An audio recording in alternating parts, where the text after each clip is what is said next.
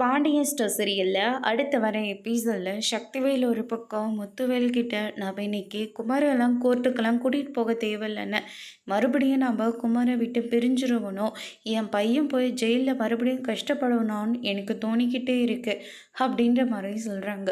கோர்ட்டில் போய் நம்ம குமாரை விட்டு வரலைன்னா கண்டிப்பாக போலீஸே குமார் மேலே தான் எல்லா தப்பும் இருக்குன்னு சொல்லி அவனை அரெஸ்ட் பண்ணிடுவாங்க.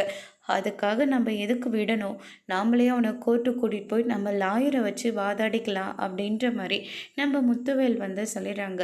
இல்லைண்ணே, எனக்கு சரியாக படலை, வேணும்னா நம்ம குமாரை நமக்கு தெரிஞ்ச இடத்துல எங்கேயாவது மறைச்சி வச்சிடலாம் அப்படின்ற மாதிரி சொல்கிறாங்க.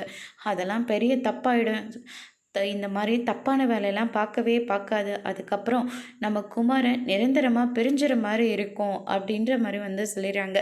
உடனே மாறி இருந்துட்டு, "ஏங்க, நான் சொல்கிறேனேன்னு தப்பாக எடுத்துக்காதீங்க.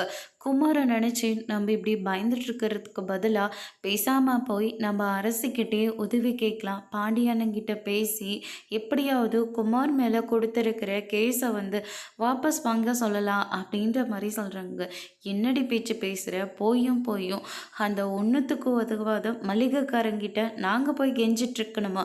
அதெல்லாம் முடியவே முடியாது. என் பையனை எப்படி அங்கேருந்து கூட்டிகிட்டு வரணும்னு எனக்கு நல்லாவே தெரியும்." அப்படின்ற மாதிரி சொல்கிறாங்க. ஆனால் மாறி அவங்க பேச்சை கேட்காம பாண்டியன் கிட்ட போய் மன்னிப்பு கேட்டு எப்படியாவது கேஸை வாபஸ் வாங்கலான்னு சொல்லிட்டு முடிவு எடுக்கிறாங்க. அதோட இன்னைக்கான பிரம்ப முடிச்சிருக்காங்க.